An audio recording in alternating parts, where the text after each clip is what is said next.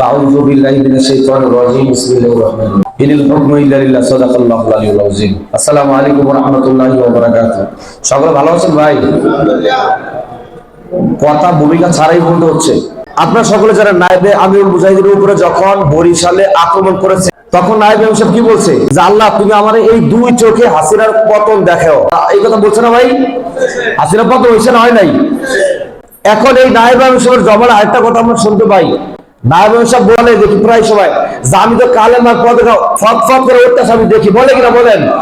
তো ধৈর্য রাখেন ইনশাআল্লাহ এবারের বাংলা ইসলামের বাংলা কোনো সন্দেহ নাই বিশ্বাস চরমাই মাহফিলও বলছে যে কোনো মূল্যেই আমরা এককভাবে বিএনপি কে ক্ষমতা আসতে দিব না বলছে না এটাই কনফার্ম ইনশাআল্লাহ কোনো সন্দেহ নাই ধরে রাখতে পারেন এবং এই 11 আসনে যে আমরা এমপি প্রার্থী পেয়েছি সর্বোচ্চ প্রার্থী আমি গতকাল স্লোগানে বলছি ও ঢাকার ভিতরে সর্বোচ্চ প্রার্থী আমার জানা মতে যে তার যোগ্যতা দক্ষতা এবং নেতৃত্ব পর্যায়ে যে দায়িত্বশীল তো সেই হিসাবে সর্বোচ্চ প্রার্থী আমরা পাইছি পাওয়ার পরে কি আমরা কাজ করবো না ঘরে বসে থাকবো বলেন কাজ করবো না ভাই এখন আমি সবাই যেহেতু কম কথা অনেক ছিল আমার বলার সুযোগ নাই কথা হলো ইসলামী হুকুমত কায়েম হয়ে যাবে ইনশাআল্লাহ কোনো সন্দেহ নাই এখন কথা হলো আমি আপনি কি পাইলাম যেহেতু আকিমুস সালাত কায়েম করে আল্লাহ পাক বলছেন 82 বার আকিমুদ দিন কায়েম করে বলছেন 633 বার কত গুরুত্ব এখন এই জমির দিন কায়েম হয়েই যাবে কোনো সন্দেহ নাই কিন্তু আমি আপনি যদি এই যে এখন নির্বাচনী কার্যক্রম শুরু হয়ে গেছে আজকে থেকে শুরু হয়ে গেছে তো জাতীয় নির্বাচন 12 ফেব্রুয়ারি নির্বাচনের ডেট ঘোষণা করা হয়েছে এখন এই যে মাঝে প্রায় 2 মাস বা 2 মাসের কিছু প্লাস যে সময় আছে আমরা ঘরে বসে থাকলে কাজ করবো ভাই